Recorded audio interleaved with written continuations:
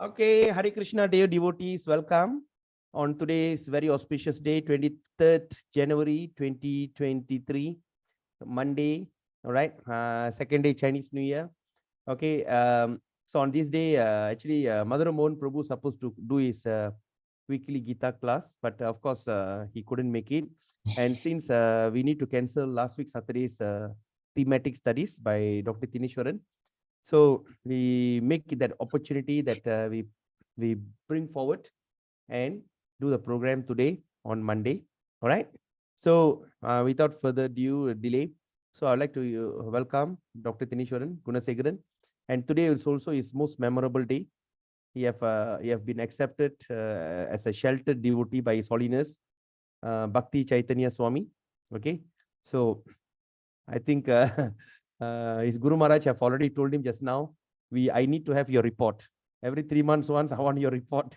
What are you doing? What are the thing distribution and everything? And I from what I've seen from Dr. Dinesh he's very excited. He's spiritually excited, and he's going to go all out, do this kind of many trainings, okay, especially online. All right. So without ado, I would like to pass back to Dr. Tineshwaran. Hare Krishna. You can share the video.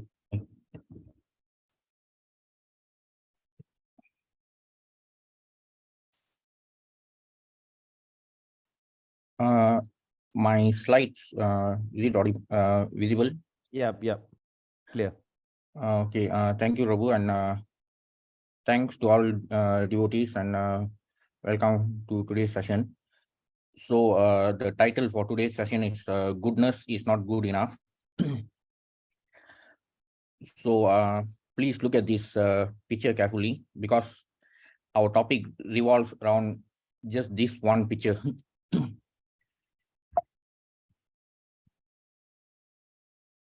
Actually, I just wanted to make the title not sound so. I didn't want to have a very lame textbook type of a title. So this is the core content of for today's session. It's all about the modes of material nature. So as we know, there are three modes of material nature: goodness, passion, ignorance, sattva, rajas, tamas. So in short, as long as we are in this material world, we'll always be controlled by these three modes.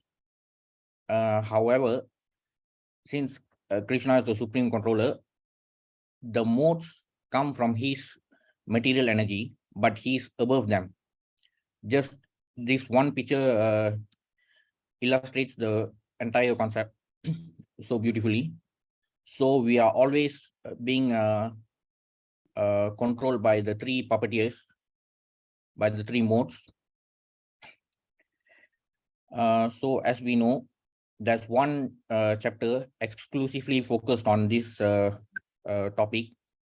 That is chapter 14, Gunatraya Vibhaga Yoga, the three modes of material nature.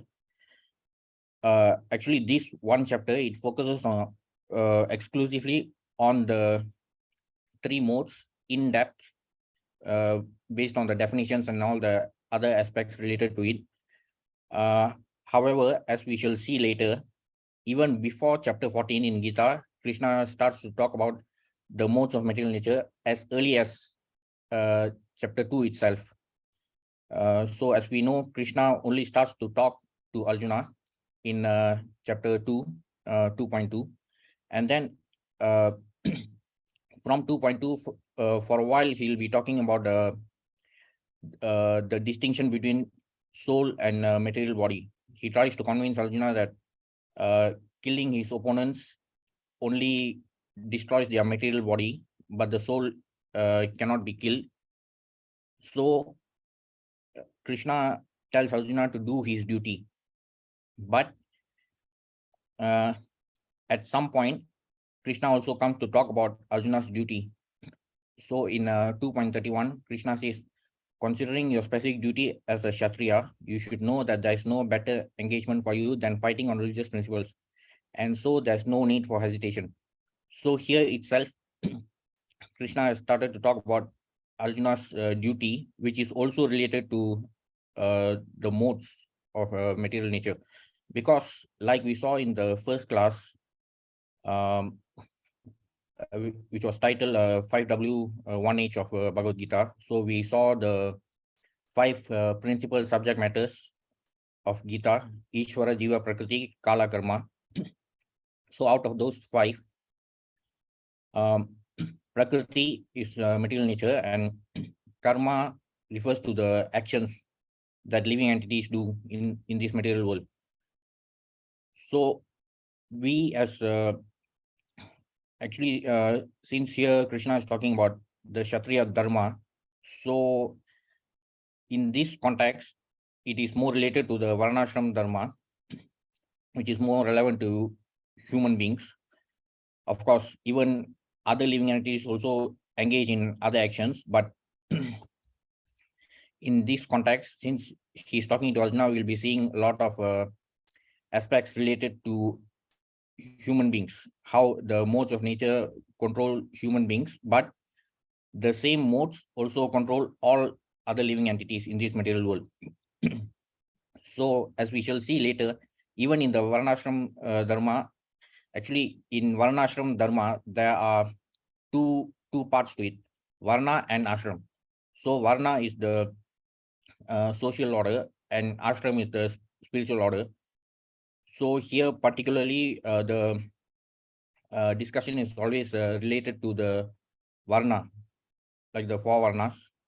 So as we shall see later, even these Varnas, they are actually related to the gunas developed by living entities based on the influence of the material nature, the modes of material nature. So in 2.31, after trying to convince Arjuna based on the distinction between soul and material body, then at one point in 2.31, Krishna tells Arjuna to do his duty. And then in 2.45, Krishna says, the Vedas deal mainly with the subject of the 3 modes of material nature. O Arjuna, become transcendental to these 3 modes, be free from all dualities and from all anxieties for gain and safety, and be established in yourself. So first, Krishna told Arjuna to do his duty, the Kshatriya Dharma, which is also influenced by a particular mode of material nature. And as living entities, we can never escape from the influence of these 3 modes.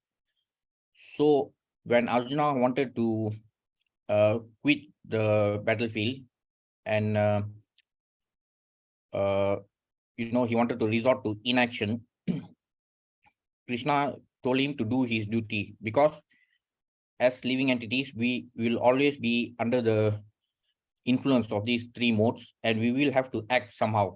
So we cannot delude ourselves thinking that we can resort to inaction and not incur any sin by doing nothing. However, in this verse, we can see that though Krishna tells Arjuna to perform his duty, like Kshatriya Dharma is related to, it's the Kshatriya Varna is related to the mode of passion. So first Krishna tells to do Arjuna to do his duty, which is influenced by the mode of passion. But he also says that these modes have to be overcome.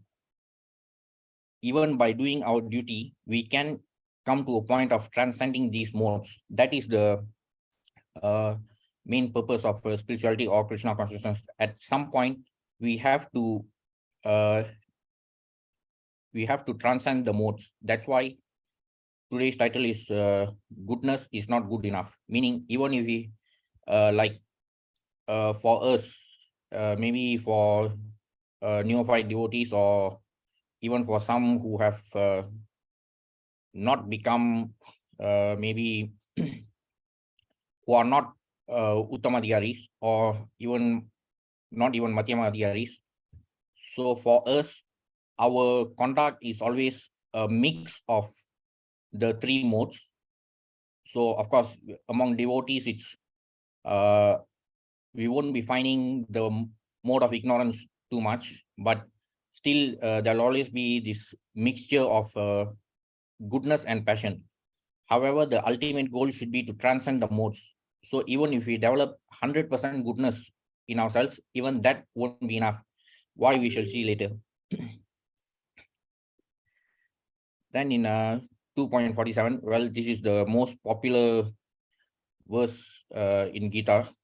Whenever we ask anybody about what they know about the Bhagavad Gita, they'll always say this: do your duty, don't expect the results. So the exact verse is Karmanyavadhikaraste ma phalesu kadachana ma karma phala heturvur ma te sangostva karmani.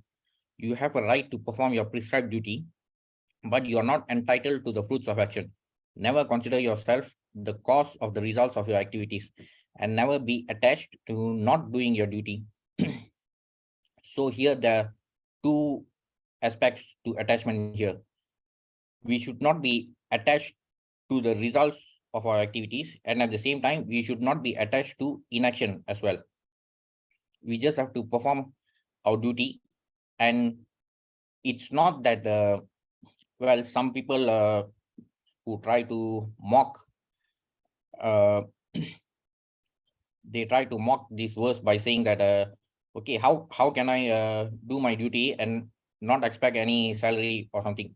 Actually, it's not like that, because in all the countries we have labor laws, and even for those who do business, they are sure to get their income anyway.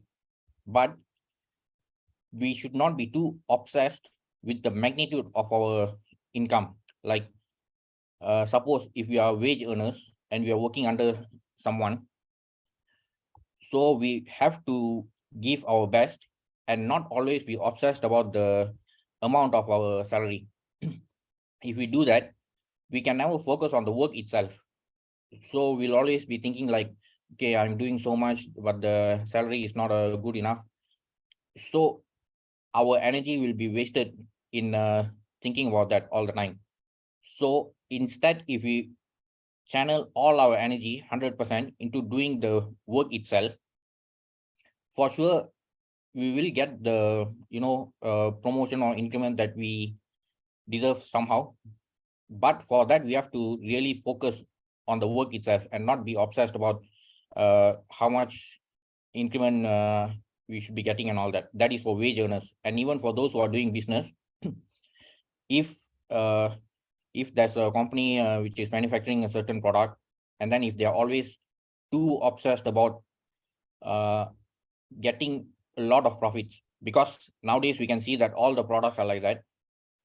The manufacturers always focus on getting they want to maximize their profits, so they want to cut costs, and at the same time they want to sell at a very high price.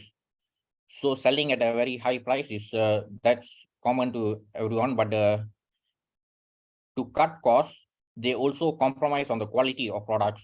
So that's why even any electronic appliances which they say that they have done this quality test, this quality assurance and all that, all sorts of nonsense, but still the product does not last long. And so of course we also have this they have this planned obsolescence kind of a conspiracy also in the corporate world to force us to buy more. So when they are too obsessed with doing that, actually some companies tend to overdo that, and then what happens is that people are fed up and they'll just shift to another brand. So here also, when they are too obsessed with the magnitude of their income, and then they don't care about the quality, then for sure they are going to lose way much. They are going to face bigger losses in the long run. Rather, they should be focused on giving good products, and then for sure they can capture bigger markets. So that should be the proper understanding of not expecting the fruits of action. It's not that I'll do I'll just focus on my work, but I won't expect any remuneration. So I've underlined the word prescribed duty here. So we shall look at the elaboration based on the purpose. There are three considerations here: prescribed duty, capricious work, and inaction. Prescribed duties are activities enjoined in terms of one's acquired modes of material nature. So whenever we talk about prescribed work, it refers to work which is related to our qualities, our unique qualities. We all have unique qualities, and we all have we can do different jobs to our best ability. For example, I cannot cook, so it's best that I don't even try. Like I cannot say that I want to serve devotees, so I'm going to cook for them. So if I do that, that won't be service. That will be the biggest disservice to them. So I'll just focus on the qualities which I have to do the kind of work which is related to those qualities, to make sure that I can deliver the best service possible, whether it's in spirituality or even in my material duties. So the qualities come from the influence of the modes of material nature for all of us. Capricious work means actions without the sanction of authority, and inaction means not performing one's prescribed duties. Without the sanction of authority here means without the sanction of scriptural injunctions. Not performing one's prescribed duties is to neglect our prescribed duties. The Lord advised that Arjuna not be inactive, but that he perform his prescribed duty without being attached to the result. One who is attached to the result of his work is also the cause of the action. Thus, he is the enjoyer or sufferer of the results of such actions. So we can see that as long as we are attached to the results of action, and if we don't focus on just doing the work and being detached from the fruits of action, we will always be the sufferer most of the time. Because Arjuna was thinking about the outcome of the war, where he'll be forced to kill Bhishma and Drona. So that's why he was suffering in chapter 1. So similarly, we should be detached from the results of our action, but we should always strive to give the best, and this should not be an excuse to do mediocre work. As far as prescribed duties are concerned, they can be fitted into 3 subdivisions, namely routine work, emergency work, and desired activities. Routine work performed as an obligation in terms of the scriptural injunctions without desire for results is action in the mode of goodness. So we can clearly see that all types of work are related to certain modes. So although we all belong to different varnas, as long as we do our work properly, of course, the varnas themselves are related to different modes. But if we always make sincere efforts to do our work properly, then we can develop the mode of goodness, as we shall see later. Work with results becomes the cause of bondage. Therefore, such work is not auspicious. Everyone has his proprietary right in regard to prescribed duties, but should act without attachment to the result. Such disinterested obligatory duties doubtlessly lead one to the path of liberation. Arjuna was therefore advised by the Lord to fight as a matter of duty without attachment to the result. His non-participation in the battle is another side of attachment, that is being attached to inaction. Such attachment never leads one to the path of salvation. Any attachment, positive or negative, is cause for bondage. Inaction is sinful. Therefore, fighting as a matter of duty was the only auspicious path of salvation for Arjuna. Arjuna was worried about incurring sin by killing his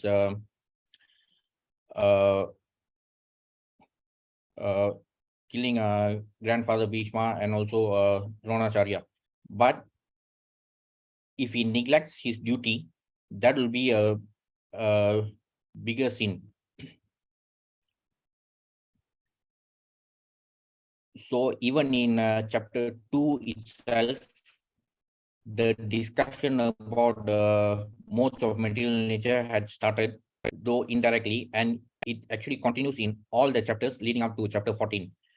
Even in chapter 3, 3.5, verse 3.5, Nai kaschit shanamapi jadu tishtati karma krite, karyate hi vashya karma sarva prakriti gune. Everyone is forced to act helplessly according to the qualities he has acquired from the modes of material nature. Therefore, no one can refrain from doing something, not even for a moment. So we are always being controlled by the three puppeteers as long as we are in this material world. So we cannot refrain from doing anything, even for a moment, because we are under their control.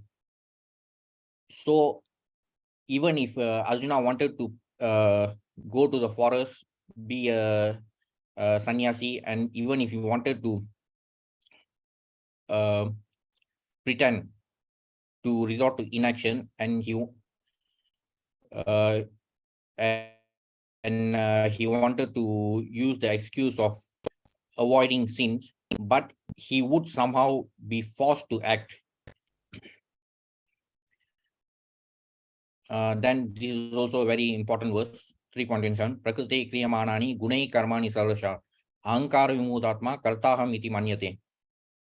The spirit soul bewildered by the influence of false ego thinks himself the doer of activities that are in actuality carried out by the three modes of material nature. As we saw in the cover page just now, the three puppeteers control us, but due to the influence of false ego, we think that we are doing all these actions. And even Arjuna was thinking like that in the first chapter. However, we are all controlled by the three modes. But we fail to understand that because of our false ego. So it's like when the three puppeteers are controlling us, we are not even able to look up and identify them. But to some people, they actually know that they are being controlled by nature, but still that is not the complete understanding, as we shall see later. Actually, those are the people who say that there's no God, everything is controlled by nature. In 3.29, bewildered by the modes of material nature, the ignorant fully engage themselves in material activities and become attached. But the wise should not unsettle them, although these duties are inferior due to the performer's lack of knowledge. So in chapter 3, Krishna tries to explain to Arjuna on how he should perform his work by being unattached, because by doing so, in chapter 3, there's another verse, 3.21. Yajyadasrati status tattareve taro jana sayat pramanam kurute lokas tattano vartate. As powerful or influential people act, others would follow their examples. Like Arjuna was a very respectable person. So if he could perform his duty by being unattached, he could actually educate others who are materialistic and who are ignorant to also do their duties and become unattached. But the cause for attachment is all due to the influence of the modes of material nature, as stated here in this verse. Then in 3.33, even a man of knowledge acts according to his own nature, for everyone follows the nature he has acquired from the three modes. What can repression accomplish? So here again, this is a reinforcement of how we are fully controlled by the modes.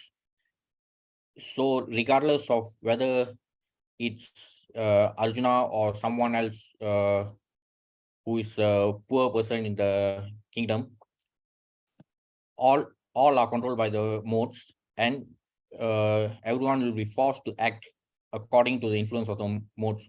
So no one should fool themselves thinking that they can resort to inaction simply to avoid sins. Then in 3.36, Arjuna asks Krishna, O descendant of Vrishni, by what is one impelled to sinful acts, even unwillingly, as if engaged by force? To which Krishna answers, it is lust only, Arjuna, which is born of contact with the material mode of passion and later transformed into wrath, and which is the all-devouring sinful enemy of this world. So from the purport of 2.47, we saw that those who neglect prescribed duties, they are actually engaging in sinful behavior. So Arjuna was actually, before the battle of Kurukshetra, Arjuna had been he was a great warrior who won riches for his kingdom. So he was always doing his duty properly. So by doing his duty properly, he was in the mode of goodness. However, when he said that he wanted to resort to inaction, that was when the mode of passion tried to take over. Like in chapter 14, 14.10, it's mentioned that all these three modes, the three puppeteers, will be fighting to take control of the living entity.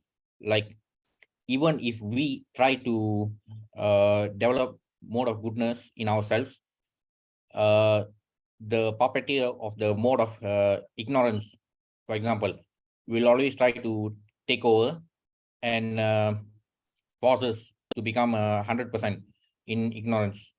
So similarly, at one point, Arjuna was he almost committed the sin by neglecting his prescribed duties. So he was like coming under the influence of the mode of passion. So that's how all living entities are like forced to engage in sinful acts. So even in chapter 3, we saw there are so many references to the modes of material nature. In 4.13, Krishna talks about the Varna system, but not in detail. He only says Chaturvanya Maya system, Gunakarma Vivagasa, Tasya Kartaram Apimam, Vidya Kartaram Avyayam. According to the three modes of material nature and the work associated with them, the four divisions of human society are created by me. And although I am the creator of this system, you should know that I am yet the non-doer, being unchangeable. So this is also a very important verse, because it completely demolishes the myth propagated by a lot of so-called intellectuals and atheists who say that the Hindu religion promotes caste system, which is based on which discriminates based on birth. That so-called caste system got nothing to do with this Varna system, which is based on the scriptural injunction. The Varna system was created by Krishna, and it is based on guna karma. It is clearly stated here, guna karma vivagasaha. But just because those so-called intellectuals, they don't study the Gita from authorized sources, they only depend on WhatsApp University, so they don't know the exact words which are used by Krishna. It clearly says here, guna karma vivagasa, not based on janma, not based on birth. So each varna is related to a specific mode, and based on that, there are occupations related to that varna. So here also this varnashram system is a very crucial part of the Hindu religion, but it has got nothing to do with discrimination on the basis of birth and all that nonsense. Actually, it is purely focused on gunas and karmas. So here are some important points regarding the system. In the purport, the Lord is the creator of everything. Everything is born of him, everything is sustained by him, and everything after annihilation rests in him. He is therefore the creator of the 4 divisions of the social order, beginning with the intelligent class of men, technically called Brahmanas, due to their being situated in the mode of goodness. So here it is stated that like Krishna himself said, he created the system, but he is a non-doer. He is not influenced by anything because he is transcendental.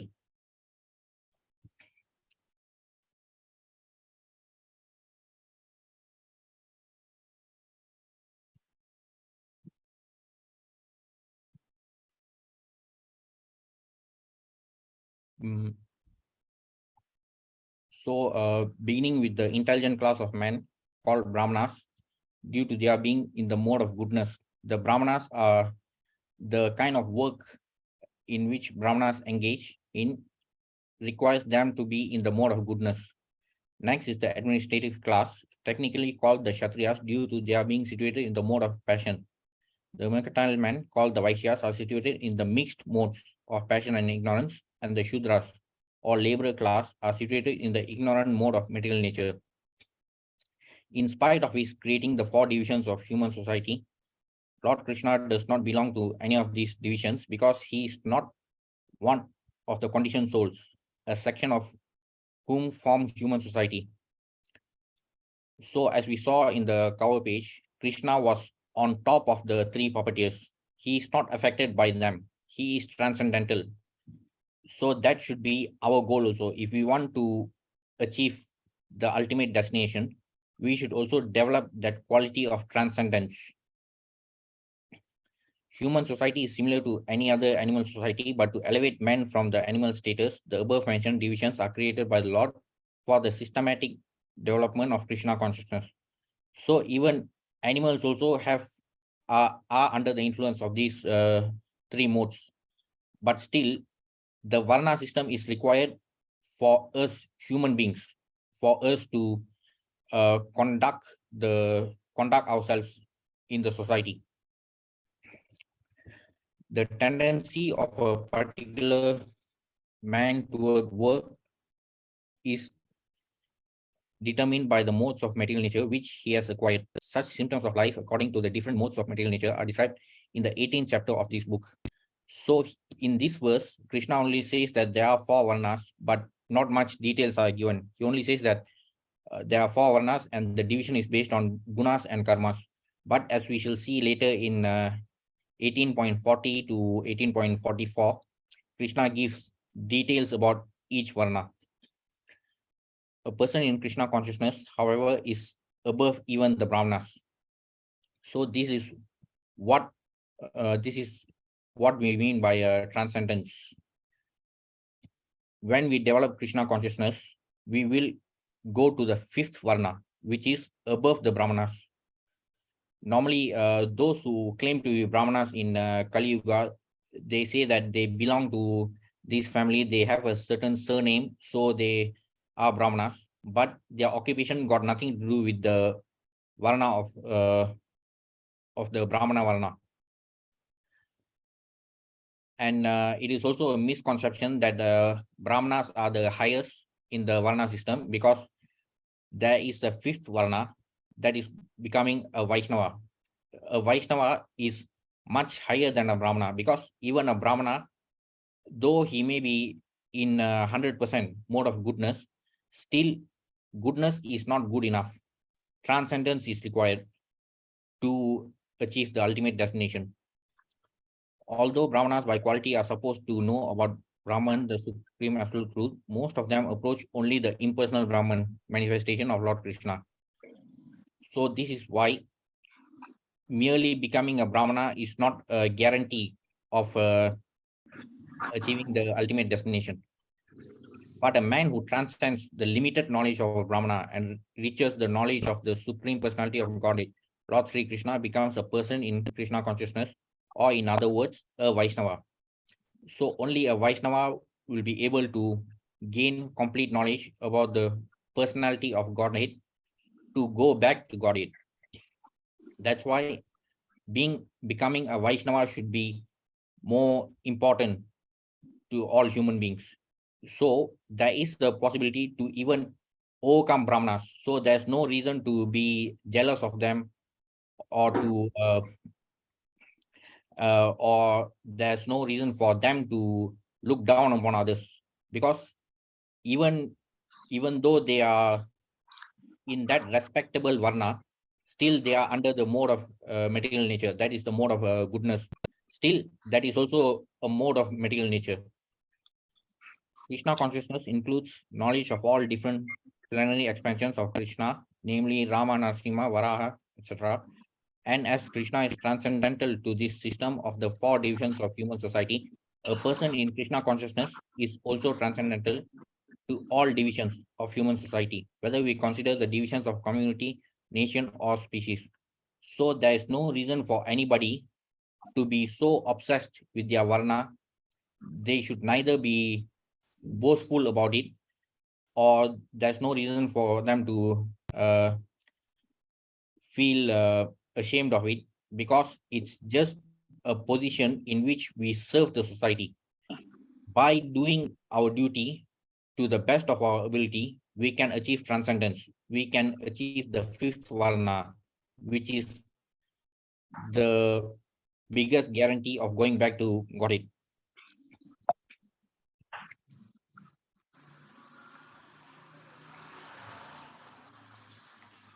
Then in 4.23, it stated that the work of a man who is unattached to the modes of material nature and who is fully situated in transcendental knowledge merges entirely into transcendence.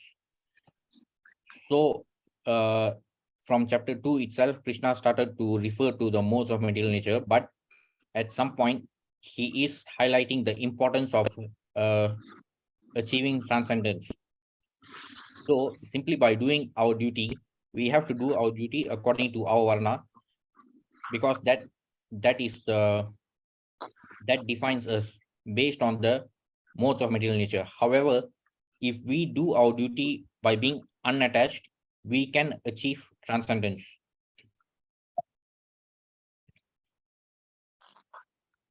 And in 5.14, now we are in chapter 5. Here also it mentioned about the modes of material nature. So as we shall see, almost in all the chapters, there are references to the modes of material nature. In 5.14, it stated the embodied spirit, master of the city of his body, does not create activities, nor does he induce people to act, nor does he create the fruits of action. All this is enacted by the modes of material nature. So as we saw in the first class, we are originally part and parcel of Krishna. We were in the spiritual world, but we fell to this material world because of our desire to be Ishvara and Purusha. We wanted to be enjoyers and controllers. That's why we lost our spiritual identity. I mean, our spiritual body. And then we became embodied souls. Still, our soul is alive. Of course, the soul cannot be killed, but because it is encased in this material body, so it seems like we are completely under the control of the modes of material nature, but it is solely because of being trapped in this material body. However, the soul is not the slave. It's just that we have degraded ourselves by becoming embodied souls due to our desire to become enjoyers and controllers. So that's how we willingly submitted ourselves to the 3 puppeteers. Then in chapter 6 also, it is stated, the yogi whose mind is fixed on me verily attains the highest perfection of transcendental happiness. He is beyond the mode of passion. He realizes his qualitative identity with the Supreme, and thus he is freed from all reactions to the past deeds. So if we remember from 3.37, Krishna said that when Arjuna asked why living entities are forced to engage in sinful acts, so to which Krishna replied that lust, which is born due to contact with the mode of passion, that is what forces living entities to engage in sinful acts. So here it is stated that the yogi whose mind is fixed on Krishna can transcend beyond the mode of passion. So meaning that we should first escape the mode of passion and come to the point where we avoid all sinful activities. That itself is a huge task. And then even if we develop 100% goodness, still that won't be enough, because we need to achieve transcendence to go back to Godhead. So that is also the formula for that is also given by Krishna in later chapters. Then in chapter 7, in 7.4, Krishna says, Bhumi apanalo vayu kam mano buddhi evacha ahankara iti amme binna prakriti astada. Earth, water, fire, air, ether, mind, intelligence, and false ego. Altogether, these 8 constitute my separated material energies. So here, there's some focus on the material energy, because the modes of material nature, actually, they are products of Krishna's material energy. In 7.5, it's stated, besides this, O mighty Arjuna, there is another superior energy of mind, which comprises the living entities who are exploiting the resources of this material inferior nature. So since we wanted to become controllers and enjoyers, Krishna sent us to this material world where we tend to think that we are exploiting the material world, but actually we are under the control of the 3 puppeteers. All in 7.6, all created beings have their source in these 2 natures of all that is material and all that is spiritual in this world. Know for certain that I am both the origin and the dissolution. So as we saw in the cover page, where Krishna is above the 3 puppeteers. So when in the spiritual world, Krishna's internal energy, his spiritual energy is at work there. In this material world, his material energy is at work. So either ways, he's always in control. But we have landed here because we wanted to be controllers. But that is never possible, because even in this material world, we are being controlled by Krishna's energy, his external material energy, in the form of the 3 modes. So that was the explanation regarding Krishna's material energy. From there, we know that the 3 modes are actually products of his material energy. Then in 7.12, it stated, know that all states of being, be they of goodness, passion, or ignorance, are manifested by my energy. I am, in one sense, everything, but I am independent. I am not under the modes of material nature, for they, on the contrary, are within me. So Krishna was illustrated as being on top of the 3 puppeteers, because they are under his energy. They represent his inferior energy. And in 7.13, it stated, deluded by the 3 modes, goodness, passion, and ignorance, the whole world does not know me, who am above the modes and inexhaustible. So we are under the control of the 3 modes, and being deluded by them, we are unable to recognize Krishna. That's what it meant. That's what is meant by mohitam na vijanati. So since we are deluded by the modes, we are unable to recognize Krishna, as is the case with a lot of non-devotees who say that there is no God, everything is controlled by nature. But in this chapter itself, in the first few verses up to 7.14, it's clearly explained how the modes of material nature originate from the material energy of Krishna. So when people say that everything comes from nature, there's no God, that is what Krishna is actually referring to, those type of people. They are unable to recognize Krishna because they are deluded by the material energy of Krishna. Then in the next verse, Krishna says, Daivishesha gunamai mama maya duratyaya mamevaye prapadyante maya metam tanantite. This divine energy of mind, consisting of the three modes of material nature, is difficult to overcome. But those who have surrendered unto me can easily cross beyond it. So there are people who say there's no God, everything is comes from nature. But we have clearly seen that the material energy itself comes from Krishna. So either ways, even when we are in the spiritual world, we have to surrender to Krishna. And even in the material world, though we have this desire to be enjoyers and controllers, still we are under the material energy of Krishna. And this energy is so powerful that it dilutes us completely from our real reality. So that's why Krishna says it is difficult to overcome, but those who have surrendered unto me can easily cross beyond it. So as I said earlier, the title of today's session is Goodness is Not Good Enough, simply because we have to achieve transcendence. So in many parts of the Gita, Krishna is giving the simple solution.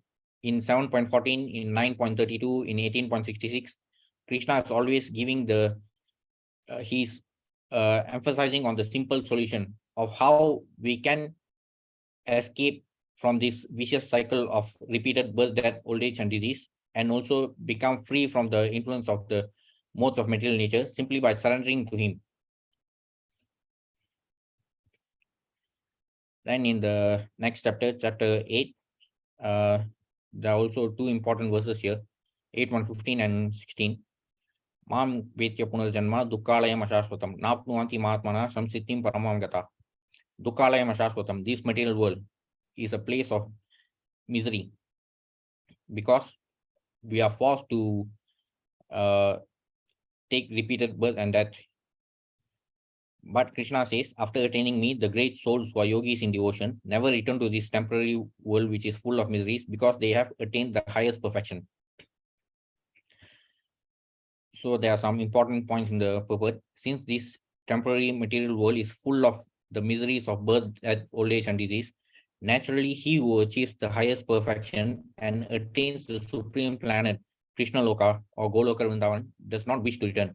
The supreme planet is described in Vedic literature as Avyakta and Akshara. Avyakta means unmanifested. Akshara means the highest, and Paramagati, the supreme destination.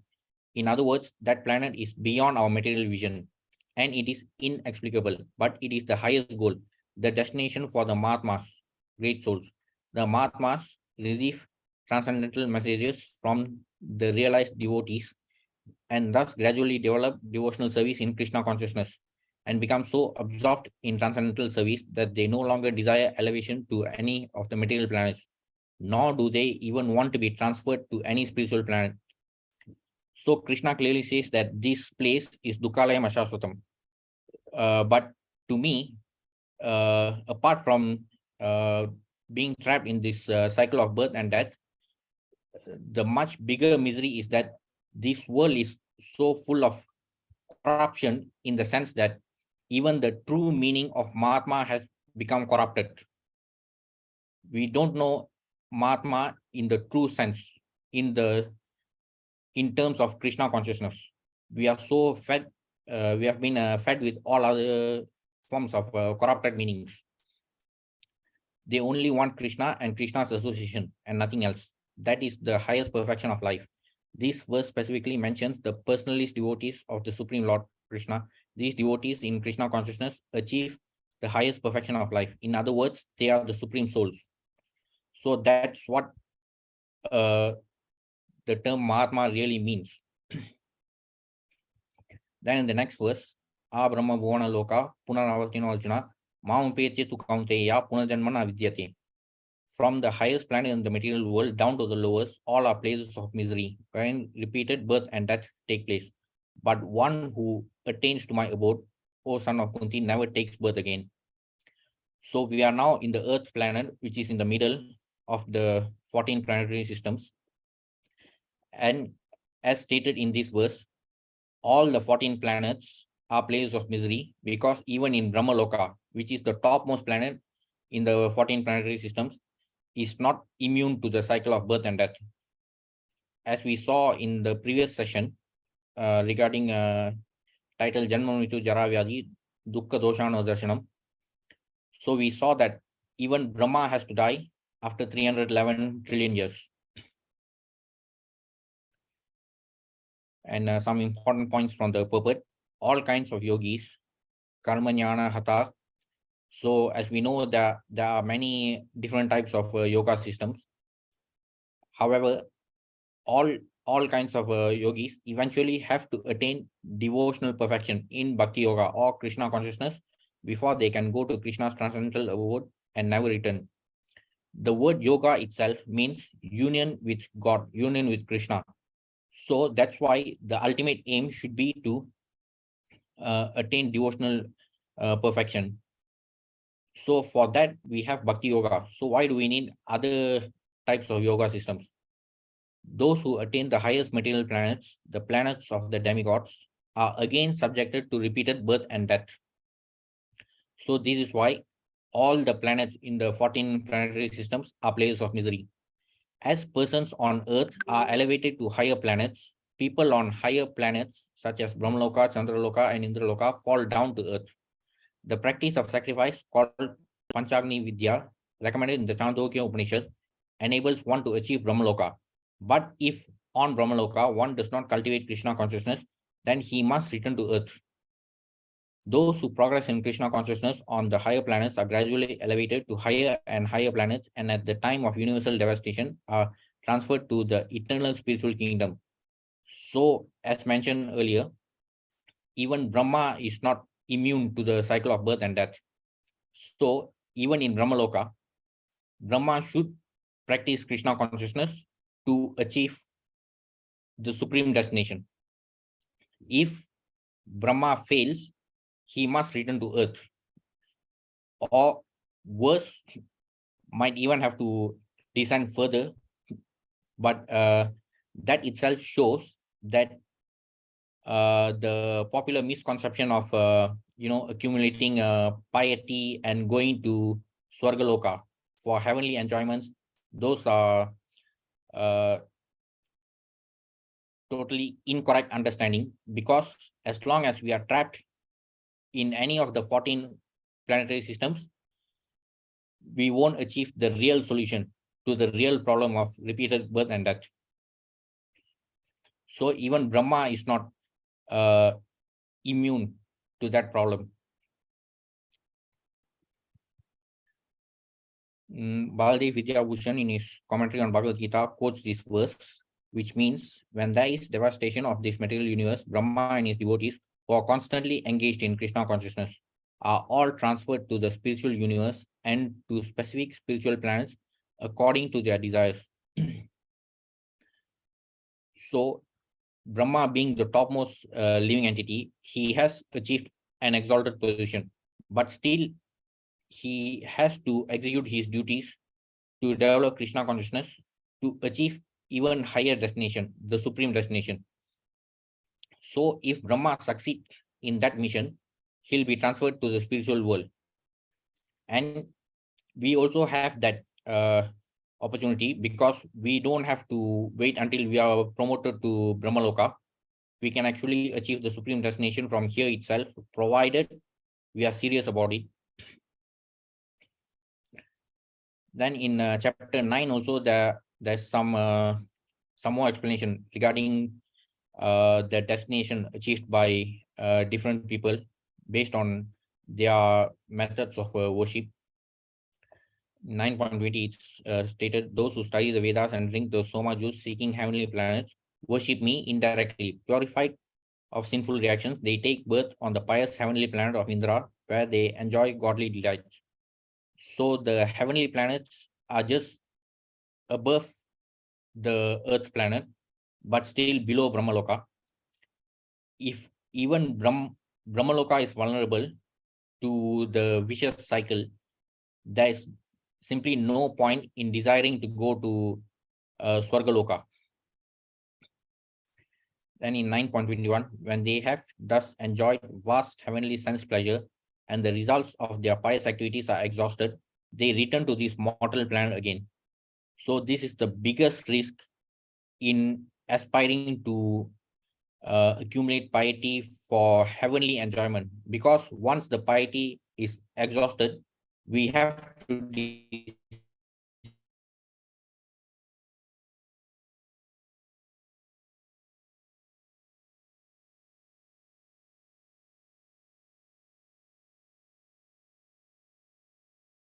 Hare send Krishna. to the same place again. So Yeah, we'll we lost you for a while, for a moment.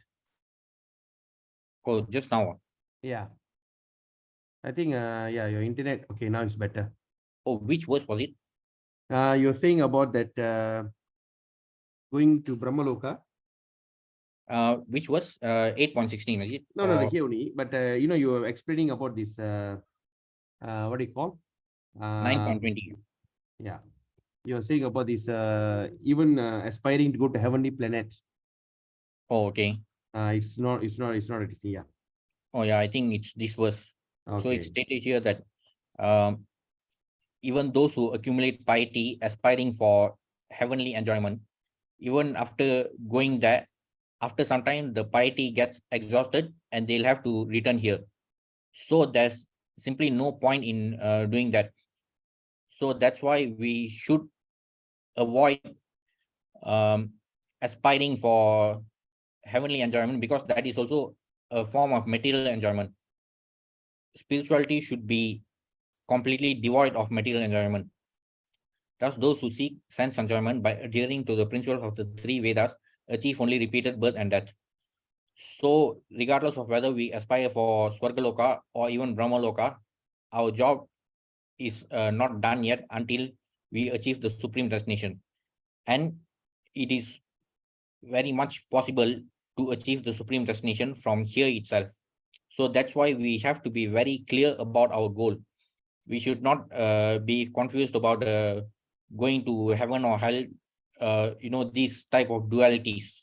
Once we are clear about our goals, then we can achieve the goal. And in 9.22, Krishna says, Anjas chintayanto mam ye jana paripaste, tesham nityabhyuktanam yoga shema mamyam. But those who always worship me with exclusive devotion, meditating on my transcendental form, to them I carry what they lack and I preserve what they have. So here Krishna clearly says, why is it important to worship him directly? Only when we worship him directly, that relationship is reciprocal. It is often said that when we take one step towards Krishna, he takes 10 steps towards us. So that's what he also says here. As we saw earlier in the previous verses, when we aspire for heavenly enjoyment, we tend to pray to devatas, who are known as demigods. So those, even in 7.20 also, Krishna talks about demigod worshipping the devatas. So all those are done with expectations of temporary material benefits. Although we pray to those devatas, they don't have the authority to provide us with what we desire. Even that requires sanction from Krishna. So even when we worship devatas, we get those material benefits from based on Krishna's permission. So either ways, we have to worship Krishna. So why don't we do it the right way and get the highest benefit of going back to Golok? Then in 9.23 and 9.24 also, this is like a further elaboration of the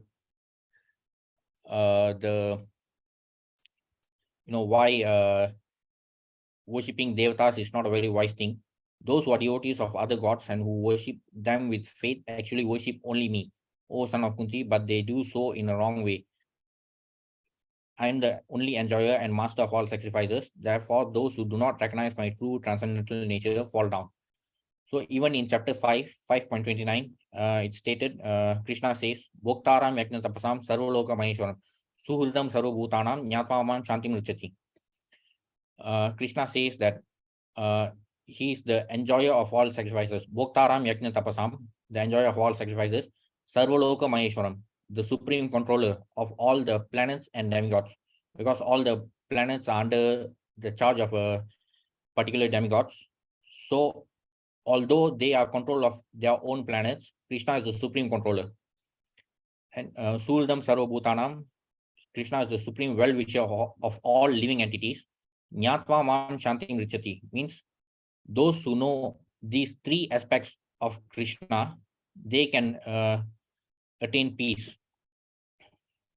So that's why it's very, very important to worship Krishna, because even by worshipping Devatas, we are still getting the benefits from Krishna. And then here in this verse, Krishna actually gives us, even for those who worship Devatas, Krishna gives, delivers what the material benefits which are desired by them. But the difference is that those who worship the demigods will take birth among the demigods. Those who worship the ancestors go to the ancestors. Those who worship ghosts and spirits will take birth among such beings. And those who worship me will live with me. So those who aspire for material benefits and always worship demigods, even those material benefits come from Krishna only. However, the difference is that when we are when people are so obsessed with demigod worship, they end up going to the planet of demigods, which is also below Brahmaloka. So we know what's the problem with that.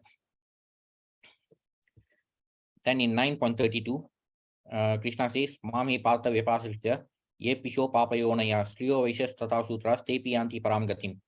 O son of Pritha, those who take shelter in me, though they be of low birth, women, Vaishyas, and Sudras, can attain the supreme destination. So in Krishna consciousness, there is no discrimination. Krishna does not discriminate based on Varna or gender, because all these are bodily conceptions. Krishna is not, he doesn't care about our bodily identity. He sees us as his eternal fragmental parts. So he rewards all of us accordingly based on how we develop our personal relationship with him. So here also, he says, Mami Partha Vyapasritya, means those who take shelter in me. Actually, this is a different way of saying those who surrender to me. And for me personally, I have experienced that taking shelter and surrendering is the same actually. So here also Krishna is emphasizing the importance of taking shelter and surrendering to him. That is the simplest formula to solve our problems. So we have seen how Krishna has been talking about the modes of material nature, but in chapter 11.38, Arjuna himself says that Krishna, you are the original personality of Godhead, the oldest, the ultimate sanctuary of this manifested cosmic world. You are the knower of everything, and you are all that is knowable. You are the supreme refuge above the material modes, O limitless form. This whole cosmic manifestation is pervaded by you. So again, as we saw in the cover image, Krishna is above the three puppeteers. So Arjuna himself is saying, you are the supreme refuge above the material modes. So when you are talking about supreme refuge, we are suffering from these problems of repeated birth, death, old age, and disease. So when we need supreme refuge, we have to go above the material modes. So surrendering to Krishna and achieving his that supreme destination is the only solution to the problems of being controlled by these modes of material nature. That's why it's stated here, you are the supreme refuge above the material modes. So we have to be clear about that destination, which is above the material modes. Then in chapter 13, also it's a lot of verses are related to the modes. But before that, I just want to ask, does anyone remember what chapter 13 is all about? Because we discussed last week. Can anyone read out the first verse of chapter 13?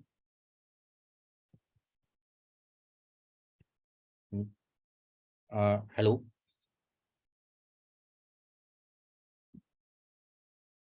Anybody home? Mm,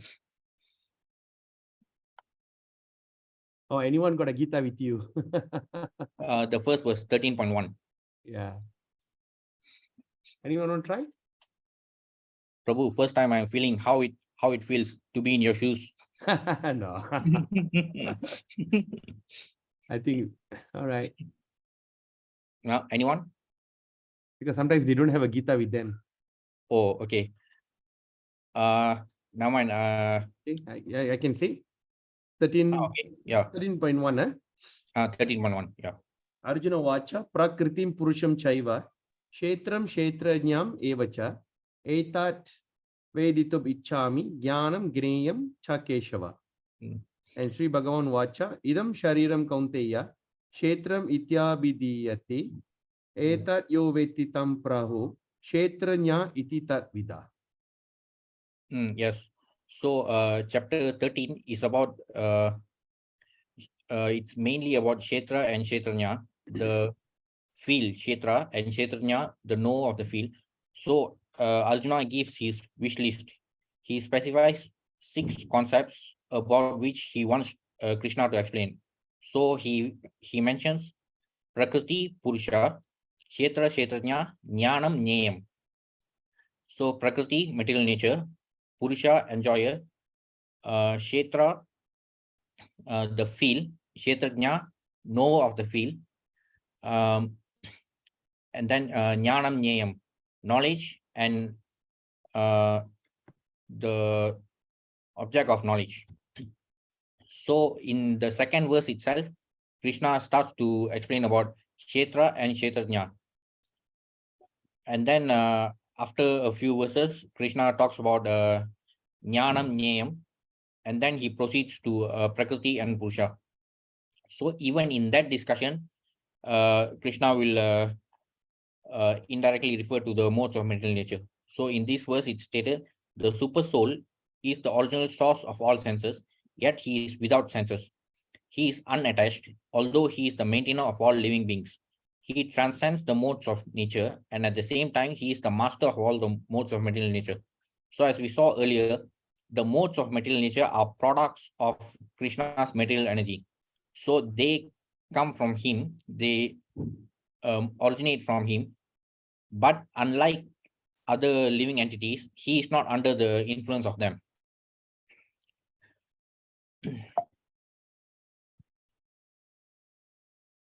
And in 13.20 stated, material nature and the living entity should be understood to be beginningless. Their transformations and the modes of matter are products of material nature. So it's stated here that the modes are products of material nature, and material nature and living entities are beginningless, meaning the soul is said to be eternal, sanatan, and this it's also the same with material nature. It's just that when we are in this when we are in different bodies, it appears like we are taking birth and death, but that is only related to the material body.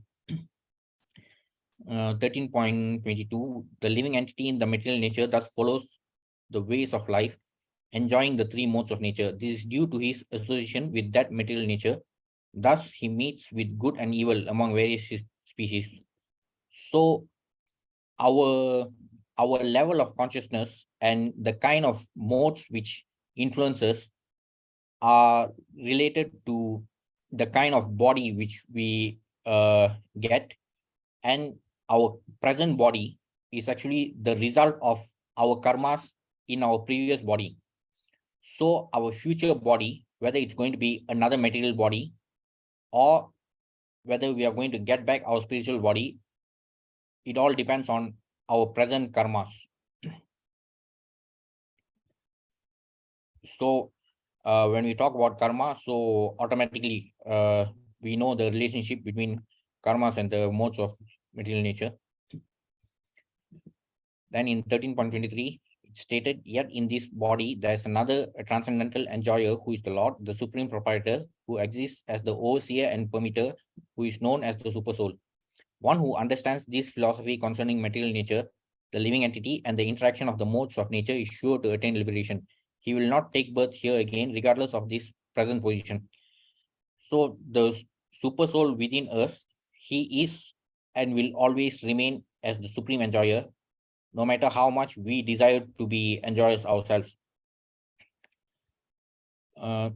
So it is important that we understand about ourselves and also our relationship with the super soul to achieve the supreme destination. 13.32, those with the vision of eternity can see that the imperishable soul is transcendental, eternal, and beyond the modes of nature. Despite contact with the material body, O Arjuna, the soul neither does anything nor is entangled. Now, our soul is embodied and caged within this material body. However, it does not lose its originality. It's just that since it is encaged, we have actually like degraded our original position when we were in the spiritual world. So that is the result of desiring to be enjoyers and controllers. Now we have come to chapter 14. So we have seen that from chapter 2 to chapter 13, also there are so many references to the modes of material nature, though chapter 14 exclusively talks about these modes. And I think only in chapter 10 and chapter 12, the modes are not discussed much, because in chapter 10, it talks about the opulences of Krishna. And in chapter 12 also, it's about Bhakti Yoga. So there, these material aspects are not discussed much. So in chapter 14, there is this explanation regarding how the material nature what is under the control of Krishna. Like when these so-called atheists, they say that everything comes from nature, there's no God. So these verses demolished their argument. In 14.3, Krishna says, the total material substance called Brahman is the source of birth, and it is that Brahman that I impregnate, making possible the births of all living beings, O son of Bharata. It should be understood that all species of life, O son of Kunti, are made possible by birth in this material nature, and that I am the seed-giving father. So even those atheists who say that there is no God, they were all born because of their fathers. And the father is the one who impregnated the mother to produce children. It's as simple as that. But these atheists, they always prefer to fool themselves, saying that there is no God, everything is controlled by nature. But from our authentic scriptures, we know the truth. Then in 14.5, it's stated Sattvam Rajas Tama iti guna prakriti sambhava nivatnanti mahabhavo dehe dehinam avyayam. Material nature consists of three modes: goodness, passion, and ignorance.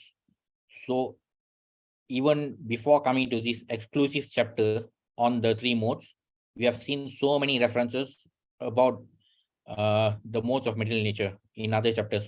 So that itself shows how important it is to understand this topic for us to achieve transcendence.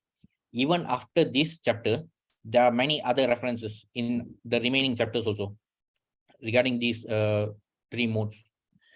When the eternal living entity comes in contact with nature, O mighty Arjuna, he becomes conditioned by these modes.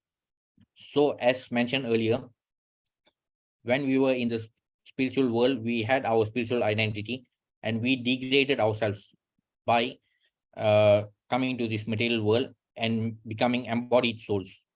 So that's how we willingly surrendered to the three puppeteers, and instead of surrendering to Krishna. Then in the remaining verses, there are many aspects of these related to the modes described. Like in 14.6 to 14.8, the definition of the three modes are given. So like a mode of goodness, being purer than the others, is illuminating. Those situated in that mode become conditioned by a sense of happiness and knowledge. So now it's stated here that the mode of goodness being purer than the others. Though the mode of goodness is purer than the others, it is not the purest. So that's why it is very important to achieve transcendence, because even the mode of goodness is still a mode of material nature, which will bind us to this material world. So as we can see from the definitions here, goodness is purer than the others. Ignorance is always the exact opposite of goodness, and passion is somewhat like being in the middle. So we were all born in this world as human beings because we are able to somehow be engaged in this materialistic life because of our tendency to engage in fruitive activity. So we landed in this middle earth planet. So because of our desires and longings, we are always able to engage in materialistic life, but still even that mode of passion will bind us in this middle earth planet. If we continue to be in this way, we will either remain in this middle earth planet or we will descend to lower planets instead of going higher. Then in 14.9, it shows how the conditioning or binding, how the modes bind people. Like the mode of passion binds people to always engage in fruitive actions due to material longings and hankering. And in 14.10, as mentioned earlier, there's always competition between the three puppeteers. Sometimes the mode of goodness becomes prominent, defeating the modes of passion and ignorance, O son of Bharata. Sometimes the mode of passion defeats goodness and ignorance, and at other times, ignorance defeats goodness and passion. In this way, there's always competition for supremacy. So now when we take up bhakti, or even for those who are not into spirituality, we all experience this problem of waking up immediately after hearing the alarm clock sound. But that is also an example of how these modes compete with each other. When we hear the sound, the mode of goodness will try to tell us to wake up immediately without wasting time. But the mode of ignorance will somehow try to force us to go back to sleep. So that's just one example of how these three modes always compete to take control of us. Then other aspects are also discussed in the remaining verses, like the symptoms of prominence. For those who are in the mode of goodness, all the gates of the body are illuminated by knowledge. So these are the symptoms exhibited by people who who are under the influence of certain modes. Then in 14.14 to 15, it talks about the destination achieved by those who develop qualities related to certain modes. Like those who develop 100% mode of goodness, they can go to pure higher planets of the great sages. So this is the problem here. We can clearly see from here that goodness is not good enough because of this. Even by developing 100% mode of goodness, we can only go to the higher planets still within this material world. That's why it's very important to achieve transcendence. And well, as devotees, we should not even look at or think about the other destinations. And then here it discusses about the quality of the result of action and destination. So from goodness, by acting in the mode of goodness, we produce certain results, and those results have the quality of purity.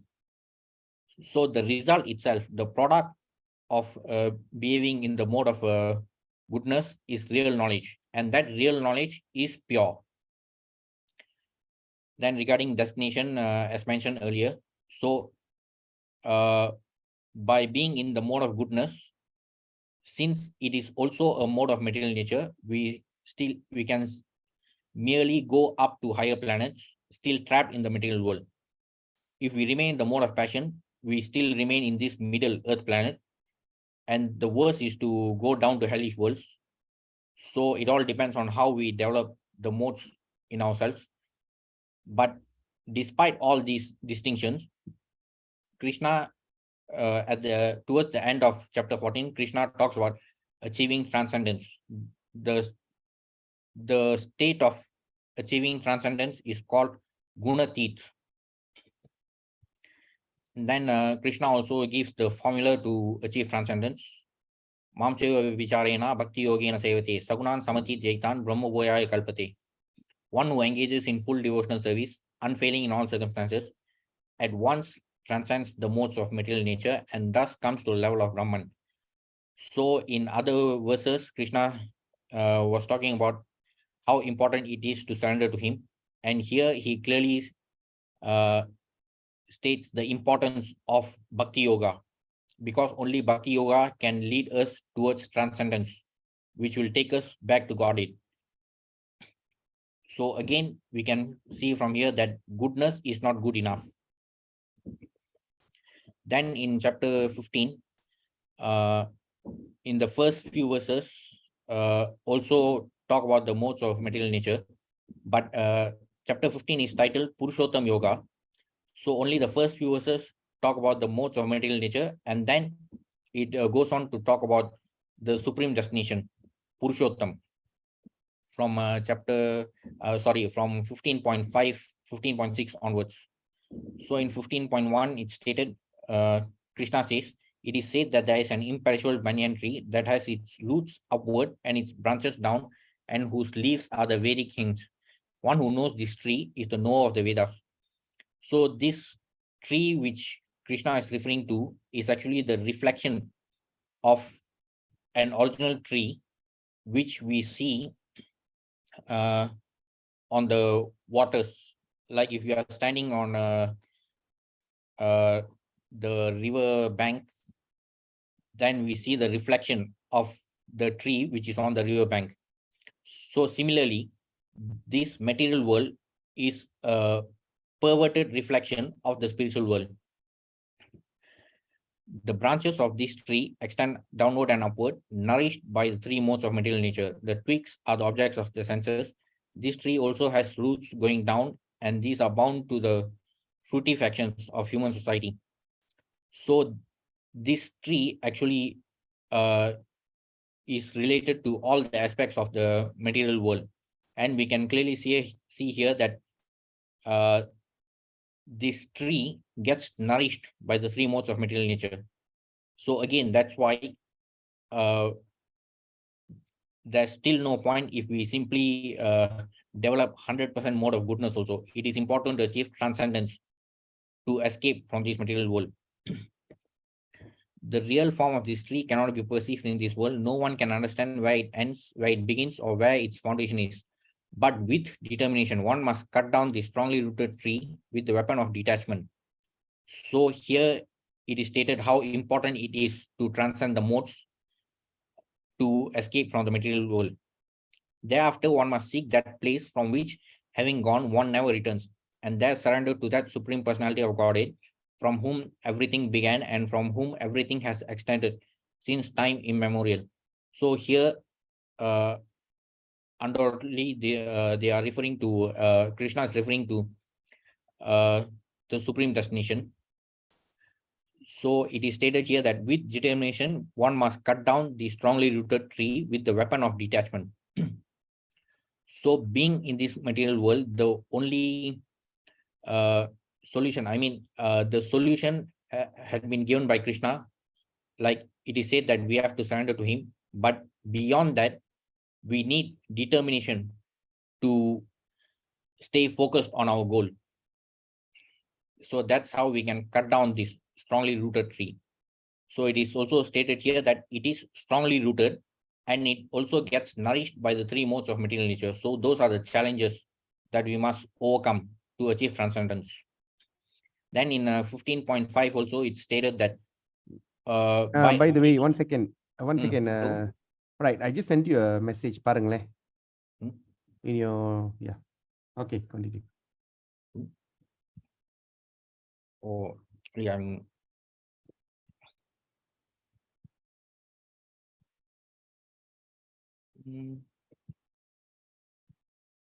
Message on Zoom. Prabhu? Yeah, Zoom chat, Zoom chat. You see under the chat? I'm on full screen. It's not showing. Double click.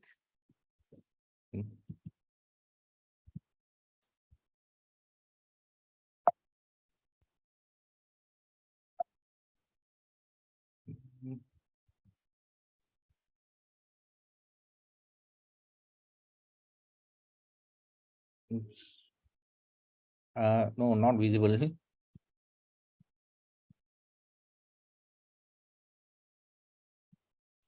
Right. No, what I'm saying is, Yeah. you have another 20 over slides to go, right? Yeah. Yeah. So what we do, we finish at 15 here. Mm. Okay, we finish at chapter. No, actually, the remaining are quite short. Oh, I see. You don't want to do like part 2 tomorrow. No. Oh, you can run through. Huh? How long will you take? Another 10 minutes. Oh, that fast. Oh, okay.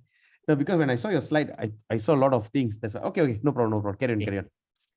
Sorry to disturb you. So I was saying that in 15.5, Krishna says that those who become free from dualities, they can achieve transcendence. And then from 15.6 onwards, it's about the Purushottam Yoga, which talks about the supreme destination. So in that discussions, those are not related to the modes.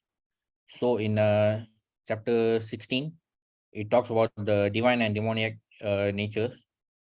So we can clearly see that these qualities from 16.1 to 3, the divine nature is in the mode of goodness, and the demoniac nature is in a mixture of passion and ignorance.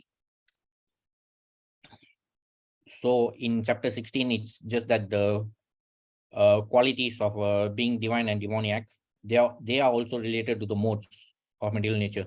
Then in chapter 17, there are 5 aspects related, which are categorized according to the 3 modes.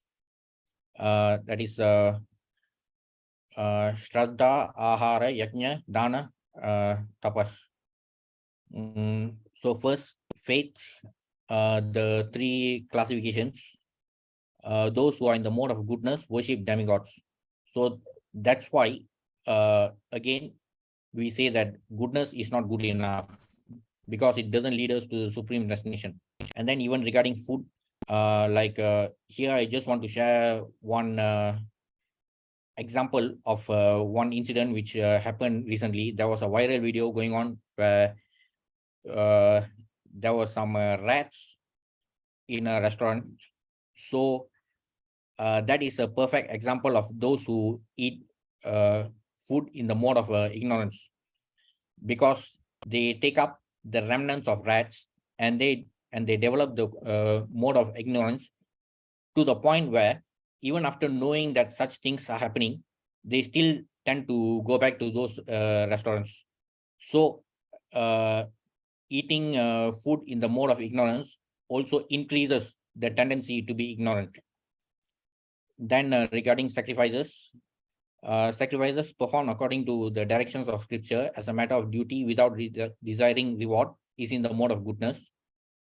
So like it is clearly stated that for Kali Yuga, we need Sankirtan Yajna is more than enough. So there's no need for other lavish kind of sacrifices done for the sake of pride. Then even austerity should be performed with transcendental faith, not expecting material benefits. So true austerity should be fully spiritual and not seeking material benefits. Then charity should also be given out of duty without expectation of return. So we can clearly see that all these aspects are, it's very clear, but we hardly practice them in real life. So that is the problem. That's why we have to first release ourselves from the influence of the modes of passion and ignorance, achieve goodness, and aim for transcendence. Then in chapter 18 also, still there are many other aspects discussed, categorized based on the modes of material nature, like renunciation, knowledge, work, worker, intelligence, determination, and happiness. So as we know, in chapter 18, there are 78 verses, but almost half of the chapter again touches on the modes of material nature. It is related to other aspects which can be categorized according to all these three modes. So from here, we can clearly understand how important it is to understand these modes of material nature. Then in 18.40, Krishna says, there is no being existing either here or among the demigods in the higher planetary systems, which is freed from these three modes born of material nature. So as we saw earlier in 8.16, Krishna says that the entire 14 planetary systems are places of misery. And that is also due to this, because no living entity can be free from the influence of the modes of material nature. Then in 18.41, Krishna talks about the four varnas. He specifically states what are the varnas, and that these varnas are based on the qualities of people based on their modes of material nature. So in 18.42, the qualities of Brahmana is given. So in contrast, in contrary to the popular perception, a Brahmana is not someone who is born in a Brahmin family, but it should be someone who has these qualities because the Varna system is based on gunas and karmas. So those who claim to be Brahmanas should first understand what is the true meaning of a Brahmana, which is stated here in 18.42. Then 18.43 mentions the qualities of Kshatriya. Then in 18.144, Krishi Goraksha Vanigyam, Vaishya Karma Swavajam, Paricharyatmakam Karma, Shudra Sapi Swavajam. The qualities of Vaishyas and Shudras are specified here. So here, Krishna specifically mentions Go Raksha, means cow protection. So here's an additional information. In the Constitution of India, Article 48, it also mentions about cow protection, similar to what Krishna holds much dear to his heart. That was just an additional information. Then in 18.45, Krishna says, by following his qualities of work, every man can become perfect. Now please hear from me how this can be done. By worship of the Lord, who is the source of all beings and who is all pervading, a man can attain perfection through performing his own work. It's better to engage in one's own occupation, even though one may perform it imperfectly, than to accept another's occupation and perform it perfectly. Duties prescribed according to one's nature are never affected by sinful reactions. So regardless of the fact that we are always under the influence of the modes of material nature, we still have to perform our duties based on perform our prescribed duties, and that is the only way to achieve perfection. So actually 18.47 is also quite similar to what Krishna had mentioned in 3.35, much earlier in chapter 3. It's far better to discharge one's prescribed duties, even though faultily, than another's duties perfectly. Destruction in the course of performing one's own duty is better than engaging in another's duties, for to follow another's path is dangerous. So it is clearly explained in the purport here. One should therefore discharge his prescribed duties in full Krishna consciousness. So we should not refrain from our prescribed duties in under the pretext of avoiding sins. We have to perform our prescribed duties in full Krishna consciousness. That is the only way to achieve perfection and move towards transcendence, as mentioned by Krishna. So the same rule applies whether it is for our material or spiritual duties. Then, however, when one transcends the modes of material nature and is fully situated in full Krishna consciousness, he can perform anything and everything under the direction of a bona fide spiritual master. In the transcendental stage, the distinctions of the material world do not apply. For example, Vishwamitra was originally a Kshatriya, but later on he acted as a Brahmana, whereas Parashurama was a Brahmana, but later on he acted as a Kshatriya. So, despite the fact that the Varna system is based on gunas and karmas, and it's not based on birth, so we are free to do what we want, but it is important that we do we engage in our occupation to do it to the best of our ability. So sages like Vishwamitra, he could change his varna because they have achieved transcendence. But for us, the unfortunate Kali Jivas, our lifetime is not even enough to achieve transcendence. So we should not be bothered about changing our varnas. Simply by performing our prescribed duties in full Krishna consciousness, we can move towards transcendence. Then in 1848, Krishna says, every endeavor is covered by some fault, just as fire is covered by smoke. Therefore, one should not give up the work born of his nature, O son of Kunti, even if such work is full of fault. So Krishna says, it is better to perform our duties, though there may be flaws, rather than resorting to inaction. However, this should not be taken as a license to produce mediocre work. We should still strive to minimize the flaws in our duty, in discharging our duty. Then in 18.54, it stated, Brahma Bhuta Prasanatma na sochiti na kanchati sama sarveshu bhuteshu mad bhaktim lavate param.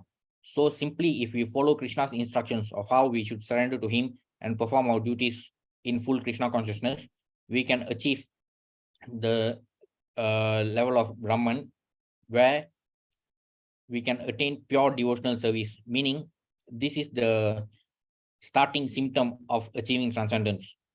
Then one can understand me as I am, as the Supreme Personality of Godhead, only by devotional service. And when one is in full consciousness of me, by such devotion, he can enter into the kingdom of God.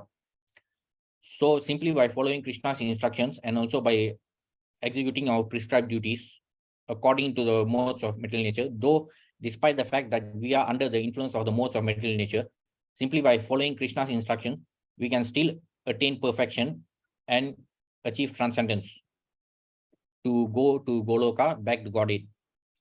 First of all, I'm sorry because today's session was quite long, but I think I've conveyed everything that I wanted to convey. So in conclusion, in order to go back to Godhead, our main aim should be to achieve transcendence. So that's why we must understand that goodness is not good enough. So that's all from me. Thank you. Hare Krishna. Wonderful, wonderful, fantastic. Yeah, scientifically, yeah, you can stop screen share. Okay. Yeah. Very nicely spoken, very nicely this thing. All right. I'm sorry, actually, this, like I've shown from chapter 2 itself, Krishna starts to focus on the modes. Okay. Indirectly. So it is like this topic is it's related to the entire Gita. It's spread all over. So that's why. Yeah. In fact, I mean, you said it very nicely, because end of the day that Krishna wanted to prove this. So he was like putting it in every chapter here and there. And one chapter he have dedicated fully into this. Then further elaboration in 16, 7, 18, 17, 18. Well done, well done. Fantastic, fantastic job. So I hope we have two people here, Logesh and Manu Mataji. So I hope you have benefited from this, right? So the slide we will share it in the group, okay? Okay, then and okay, of course thanks to the remaining devotees. Special thanks. Yes. Are you there, both of you? Manu Mataji and Logesh Mataji, are you there? Oh, they are there. Oh, great. Mm. She's there. Okay, thank you so much. Okay, so we will share this presentation in this what they call at our YouTube channel. Okay. Then other than that, don't forget tomorrow we will continue our Srimad Bhagavatam discussion, and Thursday, and of course we're going to do some changes timing later. We'll discuss. All right. So thank you so much, Dr. Dinesh. Fantastic presentation, and also thanks to devotees that gathered here, Manu Mataji and also Logis Mataji. Right. So with that, we end the session. Hare Krishna. Vancha kalpatarubhascha kripa sindhu bevacha patitanam pavenibhyo Vaishnavibhyo namo namah. Thank you. Okay, thank you. Okay. Hare Krishna. Hare Krishna.